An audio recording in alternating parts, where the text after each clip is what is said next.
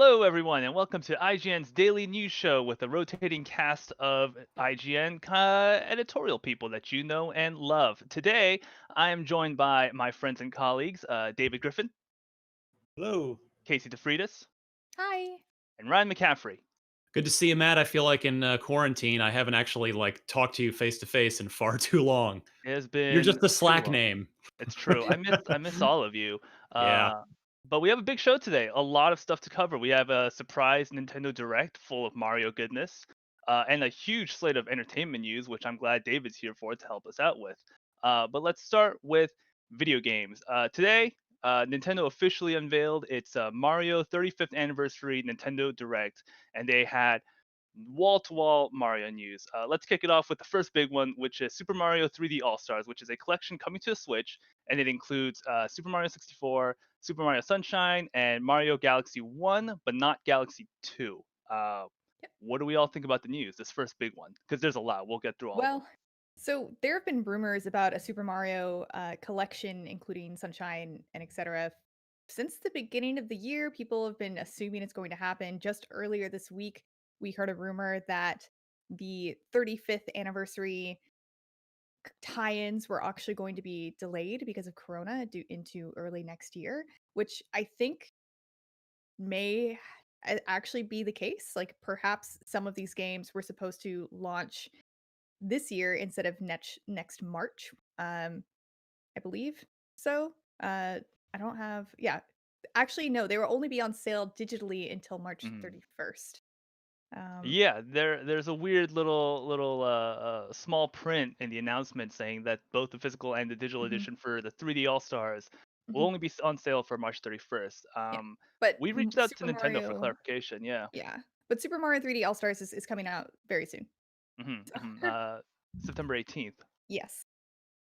Uh, Yeah, I'm one of the people that's super excited about this because for me, I've loved Super Mario Sunshine. I mean, I also love Galaxy. It's just one of the more recent of the mainline Mario's.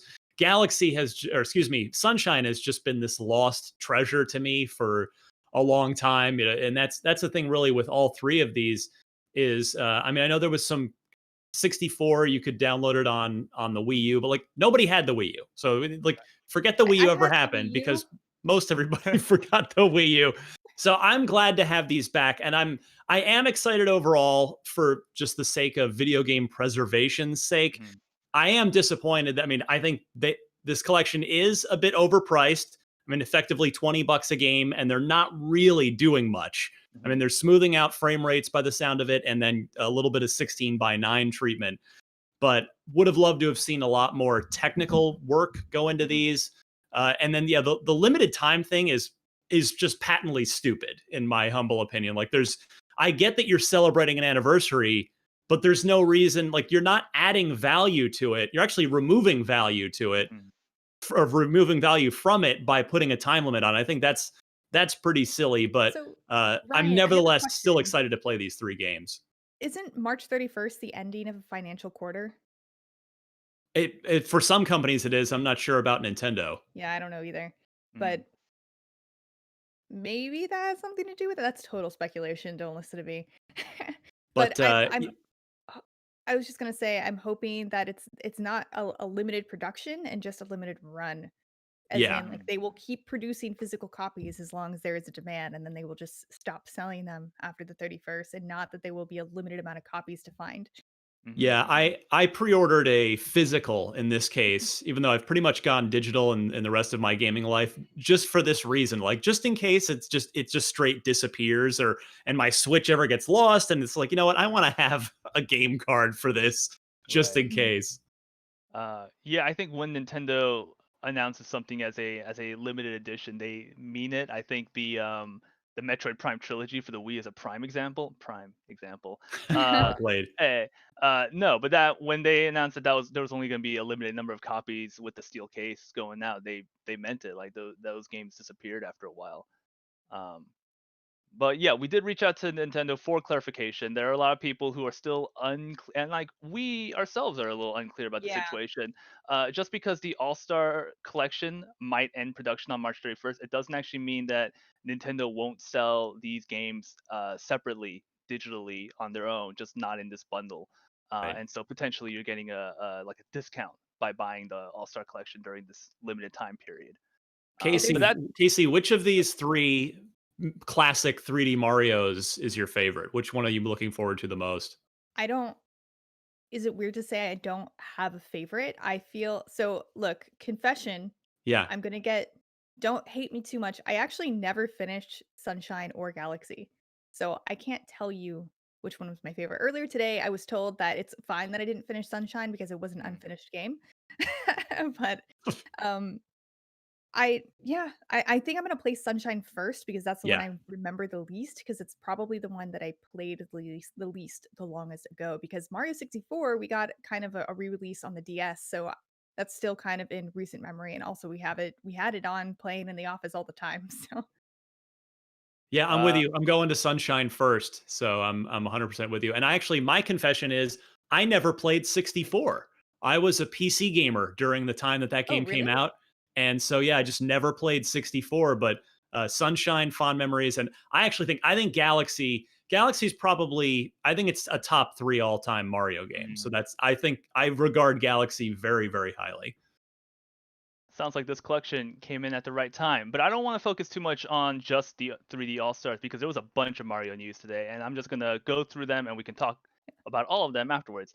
They also announced Super Mario 3D World, which was a Wii U mainline Mario game, and it's coming next year in February with additional content called Bowser's Fury, which they haven't explained what it is other than that it's new and you can play it exclusively on the Switch. There's also Mario Kart Live, which is this toy Switch game hybrid where you can control this RC Mario Kart like racing car thing with your Switch, and basically turn your real life home into a virtual Mario Kart world, which is going to be interesting. They announced a new Game and Watch Super Mario Brothers, which is the old classic Game and Watch systems, but with a new colored screen that you can play Super Mario Brothers on. They announced Super Mario Brothers 35, which is a battle royale game because that's something Nintendo does now.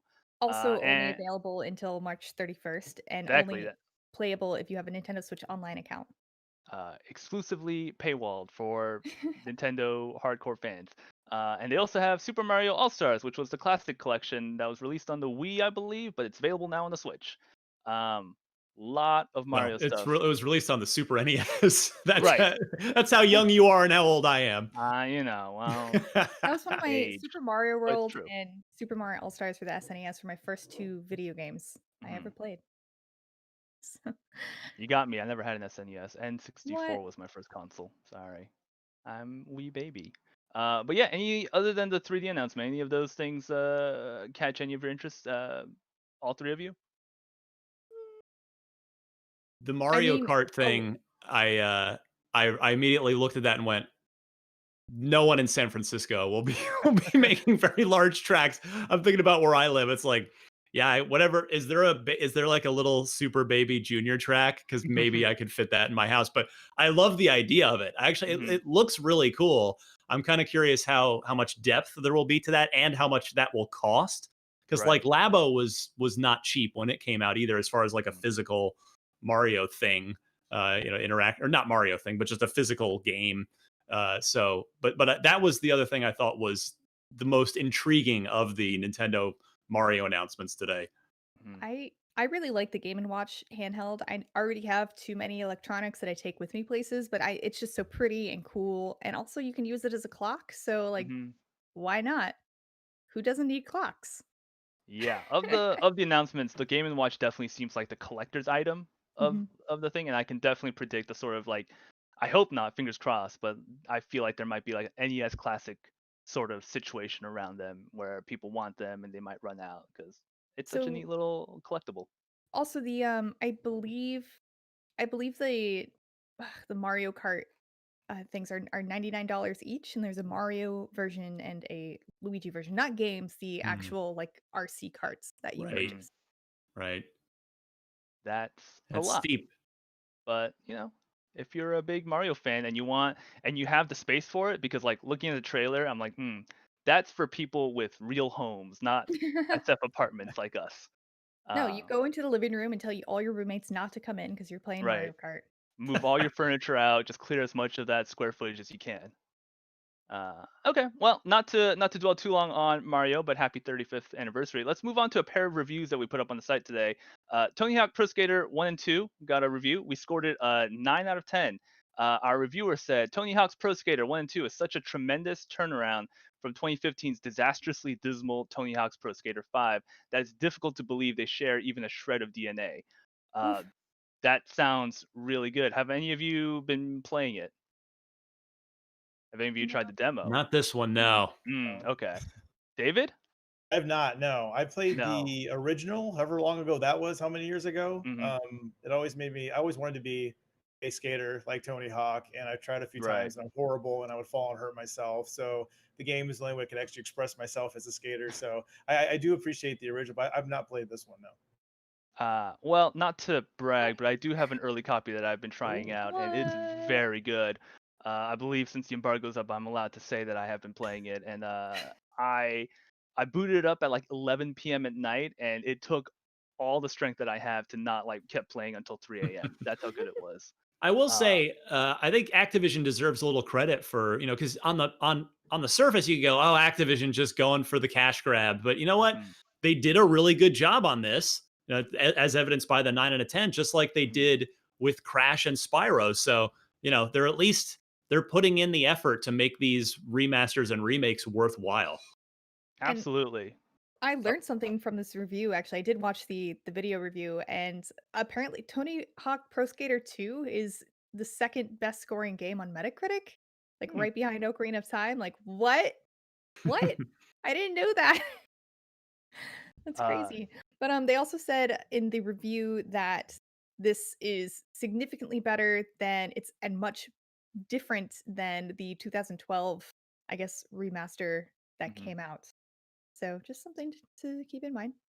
Yeah. One thing that struck out to me in my early playthrough is just how much like the original it feels, but how modern it looks and presents itself.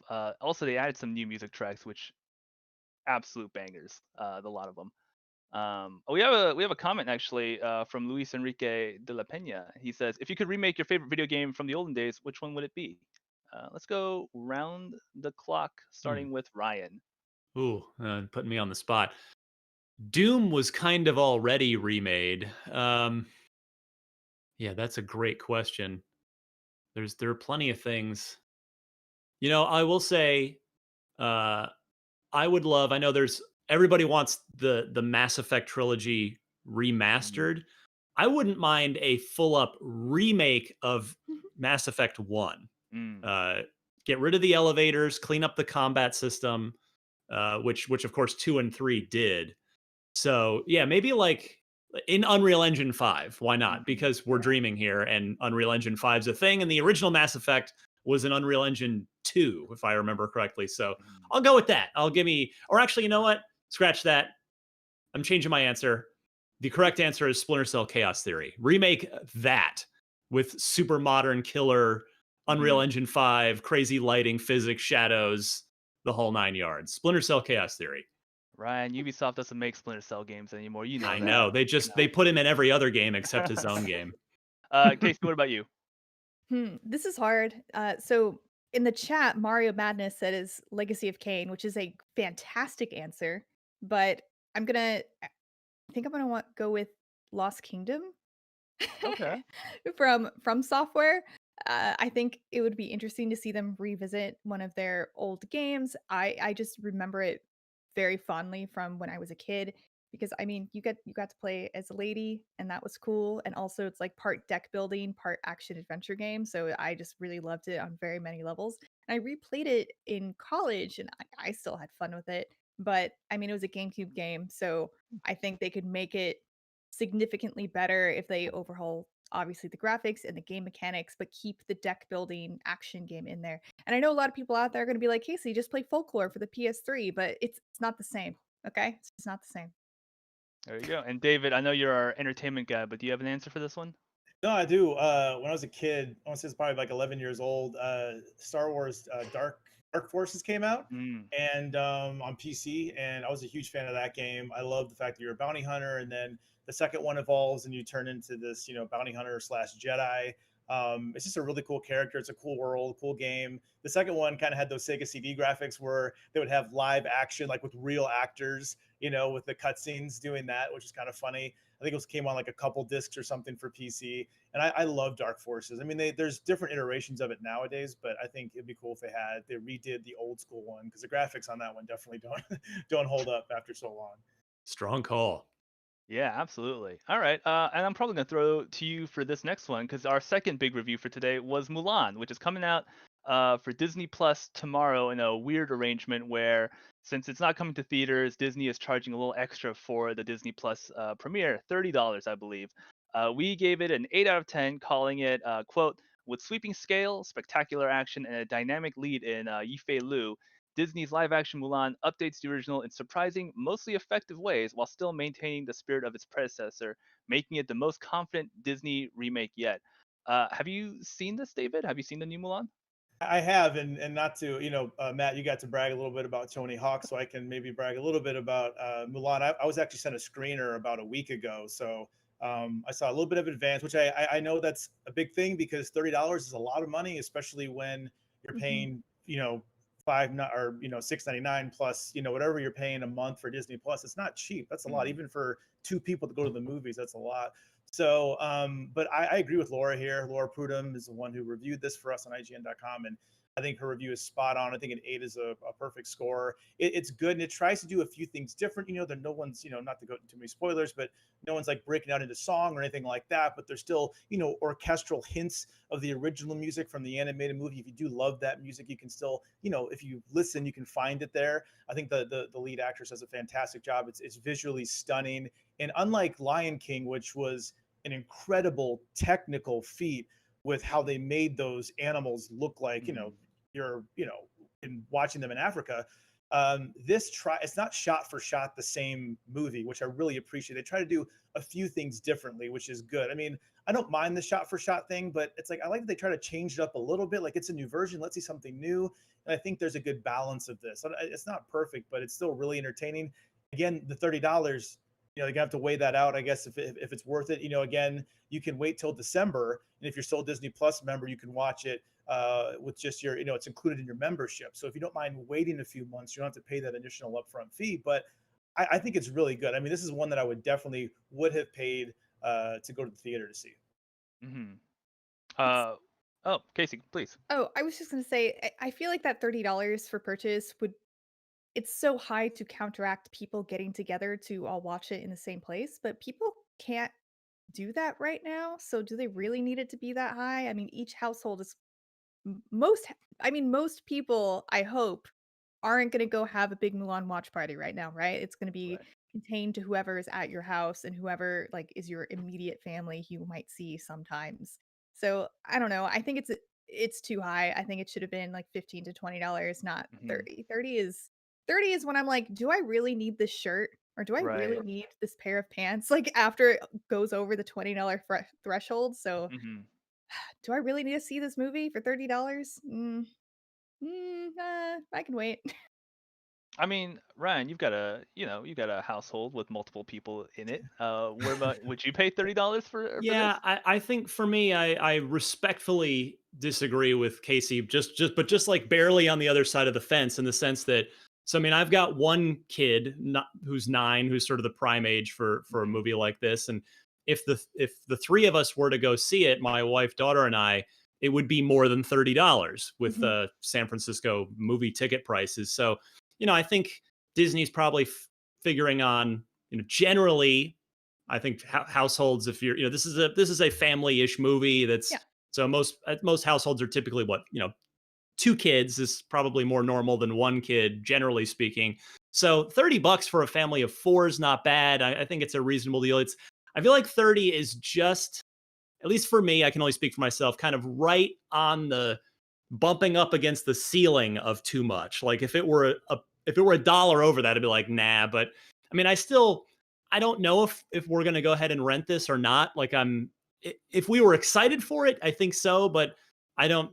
Nobody else in my house is really saying, "Oh, can't wait for Mulan to come out." And Mm-hmm. it's not like a saying we're, yeah. against the movie or anything. It's just kind of Right. like, it's one of those things where we're not super jazzed for. So Mm-hmm. I don't think I'm gonna pay $30 for this, but if it were a movie that my family were interested in seeing, like, then we're excited to see, I think it would probably be just just enough where I would pay it.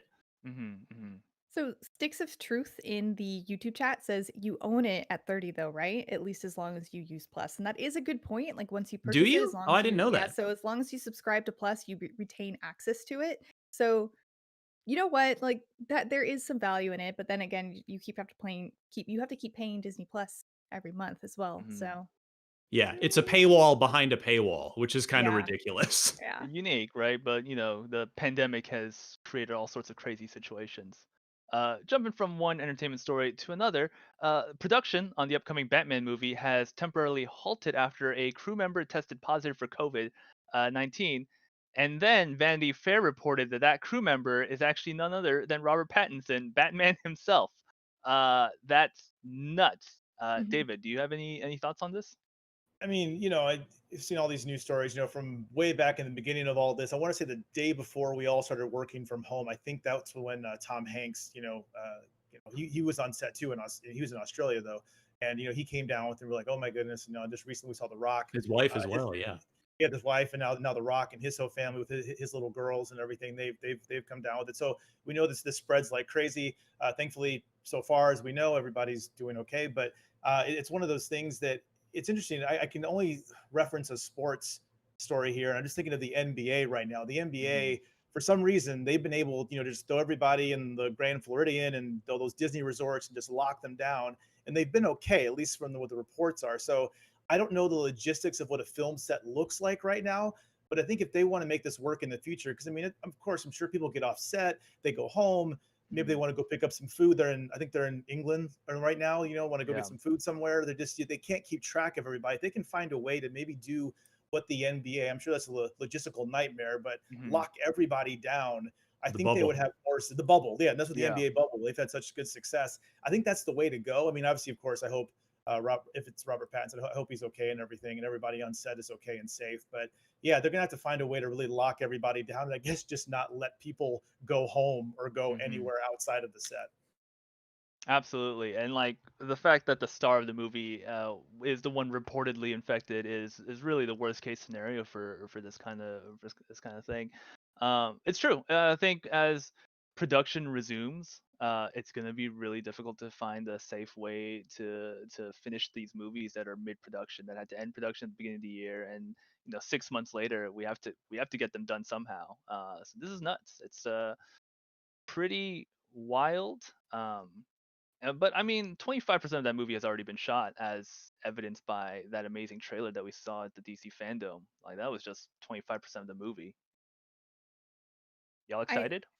Oh my I'm gosh, yeah, yes. I Yeah. want to Now see see it. that movie I would pay $30 for because Hmm. I badly want to see it. And that teaser was so good that they're clearly on the right track, but I'm not going to a theater to see it. Hmm. And I know Yeah. it's not due out until what I think fall next year or summer next Hmm. year. So, Yes. yeah, I Yeah. mean, Mhm. hopefully it'll be safe to go to a theater by that point, but yeah, that movie I'd pay more than $30 to see in my home. Don't give them any ideas, I man. Come on. Well, you know what? Hey, if I would rather pay a premium than and just see things at home rather than go to the Hmm. theater. I know everybody's got a different some people love the movie theater and the giant screen and the theater experience. I'd be happy like home screens now are so good. I would be Hmm. happy to just release it on all venues at the same time and let's go that way. No, I'm with Yeah. you. I'm with you on with that. I'm with you on that, Ryan. Ugh, words are hard. I also wanted to add some extra context to like how long will this delay the filming? And based on CDC guidelines, as once you are diagnosed with COVID and your test results come back positive, if you are asymptomatic, you have to quarantine and isolate for 10 days. So if he's completely asymptomatic and has it, they can get back to filming in 10 days if he still doesn't have any symptoms. But Hmm. if he does have symptoms, it has to be 10 days past since symptom onset and 24 hours have passed since resolution of fever without the use of medication and other symptoms have greatly improved. But Hmm. if he's feeling sick, I mean, I've heard that if it's particularly bad, your lungs can, you know, be affected Yeah. by it for a long term. And if you're in an action movie, I mean, that doesn't sound easy to get back Yeah. to anytime soon Uh, if he is affected heavily. I think it's all we're sending good thoughts right now to Robert Pattinson if he indeed is the one crew member of the set that got COVID. Well, our next story, which is not COVID related or Batman related, but we'll treat this as a quick news hit. Madden 21 is getting a couple franchise mode updates. EA announced that this is the first of three planned updates for the franchise mode, which includes a bunch of community requested features like X Factor customization, better player card stats, and better development trait regression, which is something when you develop your character player in franchise mode. They're all coming to Madden mid-November. I don't think we any of us have particularly strong feelings about Madden, as we discussed during the pre-show, but it should be noted that there is a big social media backlash to Madden currently.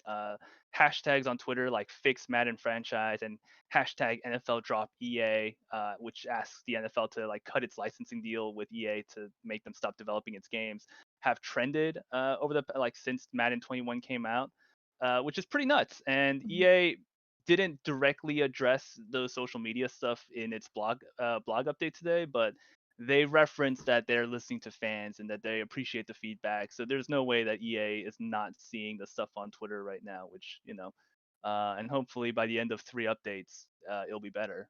The things the people on social media are rising attention to are also things that our own reviewer pointed out in their review and also Hmm. complained about. So it's a very widely criticized issues that are being addressed. So at Yeah. least they're being addressed. Here's hoping. I mean, we won't know until the update drops mid-November, and Mhm. there will be two more major updates following those. So here's hoping that Madden NFL 21 is in a better shape when it comes out at the other end. Yeah, I'm looking Uh, forward to seeing what the next gen version looks like. mhm. That's Oh yeah. really, I mean, it's always a fun part of any console launch, major new console launch is what do the sports games look like? Because those are always good apples to apples comparison. Like, all right, Right. well, what did the basketball game look like on the old console, and what's it look like on the new one? Mhm. Yeah, absolutely. And those sports sims, I think, are definitely the sort of bar for photorealism as opposed to some other titles. But yeah, here's hoping that the fans will be happy after a couple more updates. But it sucks that it's in this kind of position. Next story. There was a new James Bond trailer today for No Time to Die. Say never to death. No Time to Die. New James Bond trailer. It's cool looking for James Bond fans. It's coming out this year, still in theaters. They didn't announce any sort of home release plans with this one. I suppose they're going the Tenet route and thinking that James Bond is a big draw for theaters. Um, I, follow your local guidelines, I will not be people. seeing this movie then Yeah. if it's only in theaters. Listen to your local health experts to make sure that it's safe if you do plan on watching James Bond. But it looks cool. Rami Malek's in it. He's the bad guy. He has a cool mask and some scars. Daniel Craig returns as the longest serving James Bond in the franchise history at 14 years. He appeared in Casino Royale back in 2006, which is nuts. Um, so here's hoping that it's good. I'm He actually, is my yeah, favorite Bond. I love Daniel yeah. Craig. I think he's just been tremendous in the role.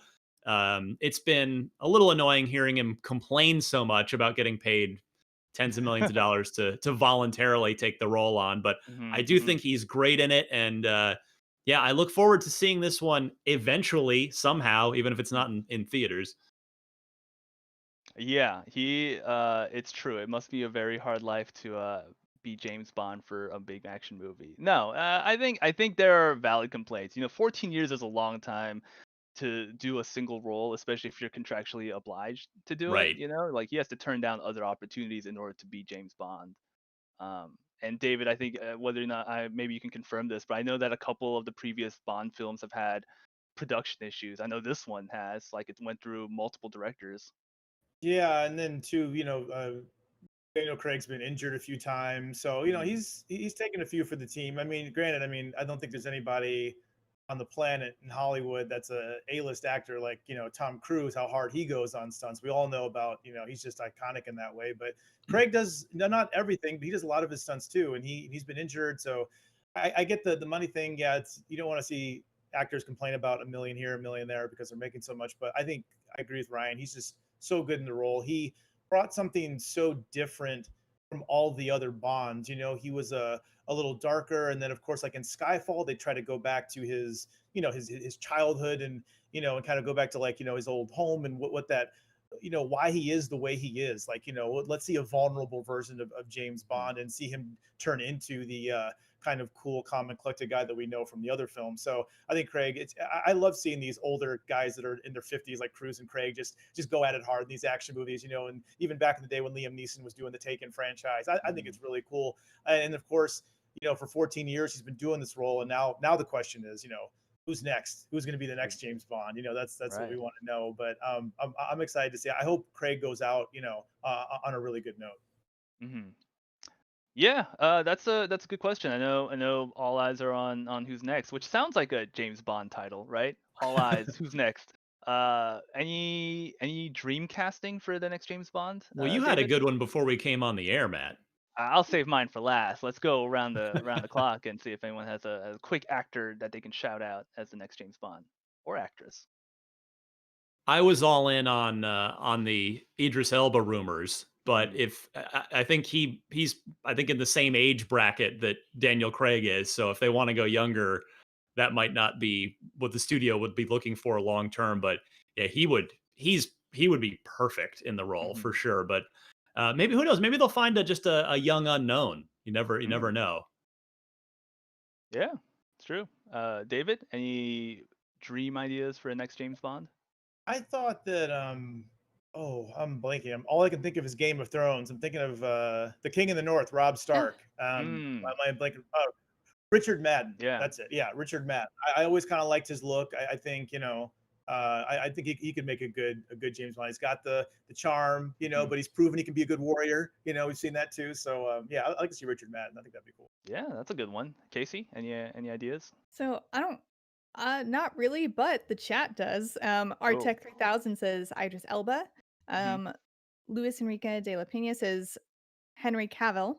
He's already Superman. Like, you really want to give Yeah. him Bond too? You want to give him The Witcher, And Geralt, yeah. Superman? Yeah, Yeah. man, that's a lot. I've heard that story about Henry Cavill back when he was in his like mid 20s. He actually auditioned for the role, but Oh. I think Craig. I might have my time off a little bit, but I want to say Craig beat him. Of course, Daniel Craig won, but he went for James Bond a long time ago, and I guess he had a really good audition. Mhm. But I think they thought he was just too young. He was way too young at the time. But I heard Right. he actually had a really good audition back in the day for Bond. So yeah, who knows? Oh, Yeah, that's he's in so cool. many franchises. It's like he's Superman. He's Geralt. He's too much going on with Henry Cavill right Mhm. now. So, yeah, there's way too much going on with him. But Artec 3000 put out another recommendation. It's by Michael B. Jordan, and I That's a good like one that Mm. too. too. Yeah. How's your Yeah. British accent, Michael? Yeah, the first American James. Yeah. Oh, that'd be rad. Oh, There's Yeah. too many British actors doing American roles. We Yeah, they're need all to the start good taking Batmen are all the British. good Batmen are British. We need to start taking some of their roles. Uh, no more. We gotta send some of our boys over there. Yeah, my idea was John Boyega. I think I was thinking about him because of the GQ profile yesterday, but also I think he's the exact kind of like young talented actor that could Exactly. really kill James Bond. Speaking of actors, Star Trek Discovery, the CBS All Access show, has hired two new actors to play the series' first transgender and non-binary characters. They have casted Ian Alexander and Blue Del Barrio to take on these roles as a series-defining first. If the name sounds familiar, that's because Ian Alexander is best known for playing Lev in The Last of Us Part Two. hmm. Um, but yeah, I think it's really cool. I think Star Trek has a history, like from its inception, of being incredibly inclusive in terms of its cast. Famously, this is something I think we all learn and in like media history classes at some point. But the kiss between William Shatner's character and Nichelle Nichols in the original Star Trek is supposedly the first interracial kiss on U.S. television. Some historians dispute that, but it's pretty early on, and it was still pretty groundbreaking at the time. But I think this is news that definitely fits well with Star Trek's overall history. Yeah, I was gonna say I always loved Star Trek for that. I think that's why science fiction's always been my favorite genre, even when I was a kid, because you can kind of be anything and do anything, and it didn't really matter where you came from necessarily, depending on what, of course, which sci-fi property you're talking about. But I mean, this is probably a bad example, but yeah, when I was growing up and you're reading English literature and you're reading Pride and Prejudice, like I can't see myself marrying Elizabeth Bennet because I don't think back then that would have worked out too well back Right. then. I'm not Mr. Darcy, but in Star Trek, I could be Geordie Mhm. LaForge. I could, he's probably smarter than me, but I could have a chance of doing something really cool in science fiction. I always appreciate that Star Trek didn't confine you to a race or to a Mhm. gender. It's always been kind of about being who you are and trying to be the best you can be and better society and all that. Gene Roddenberry's vision for Star Trek was this kind of utopia. Mhm. And even though there's Klingons and wars and stuff, and people Romulans and all that kind of Right. stuff, but I just really appreciated that. So that's one of the things I love about Star Trek, and I'm glad that they're carrying it over. I said this before on the show here that I'm so happy that CBS is going all out with Star Trek. Mhm. With the lower decks. If you're a fan of Rick and Morty, you like Rick and Morty humor, but you're not a Star Trek fan, you can check that out. There's Discovery, there's Picard, there's all these new shows coming out. So I'm excited that they're going full speed ahead with this. Mhm. Yeah, absolutely. Such a long history, and I started watching Lower Decks even though I'm not a huge Trekkie, and I'm enjoying it. I think it's really Oh, funny. good. It's good to Uh, hear. so that's a recommendation from me and David. All right, and our let's wrap things up with one final entertainment story. Silk, a Spider-Man character, is getting her own TV spin-off, possibly at Amazon. Silk is a supporting character in the Spider-Man universe, although she did have her own solo comic book run for a year. But she's a Korean American woman named Cindy Moon, and she has a crime-fighting alter ego named Silk. They have all the same powers of Spider-Man. They can shoot webs, they can do spider senses. Actually, I read the Cindy Moon comic books, and like early on, it was kind of weird because she also had like weird pheromones that made Peter Parker like super attracted to her, even though they didn't really like each other. It was, comic book stuff. But then they got rid of that, luckily, because it was a weird plot device, and she became like a media assistant for J. Jonah Jameson, and she has a really cool outfit. But yeah, she's getting her own TV show. It was rumored that she was going to get her own movie, but apparently that plans have changed, and now Sony Pictures is developing a show with Phil Lord and Chris Miller of Spider Verse and Oh, Lego cool. Movie fame, executive producing. And apparently, Amazon is interested in acquiring a bunch of different Spider-Man shows that aren't owned by Marvel, because Sony happens to own a weird Spider-Verse of its own that Marvel Hmm. can't touch, and Amazon apparently wants it. So that would be interesting. Yeah. It looked good So I alongside the Lord of the Rings show they're doing. right. oof. Yeah, it would be weird And if Amazon. this is No, live Casey, go action, ahead. right? That's Yeah. okay. Well, maybe, right? I Well, think hold on. Reported Sony it Pictures Television is reportedly developing a live action TV series about Silk. There right. we go. Yes. Yeah, the Chris Miller, Lauren Miller stuff kind of threw me off, but yeah, I remember it was live action. Yeah, it would be. I don't know. The wider Spider Verse news has always been a little weird because they're like, hey, we should make a Madam Web movie, and I'm like, why would that one get a spin off? But I suppose you got to make do with what you got. But Yeah, I feel like Amazon.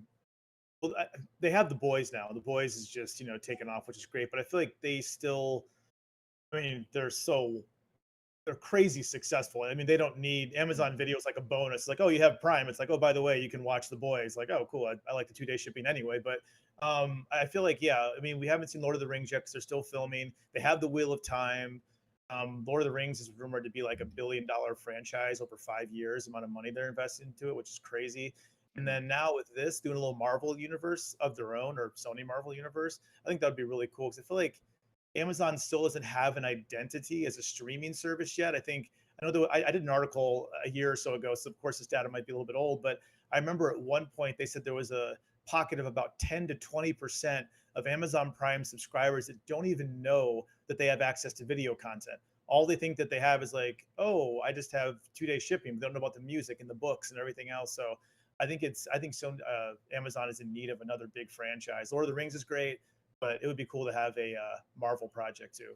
yeah, absolutely. And we know that they have the money for it.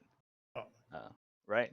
Well, I think if nobody else has any silk thoughts, that's a wrap on today's show. This is IGN's daily news show. We film it live with a rotating cast of editors and colleagues here every day. Although I don't believe there's a show tomorrow because of the Labor Day weekend. Huh. Yeah. So happy Labor Day, We'll be everyone. back on Tuesday. Yeah. Cheers, y'all.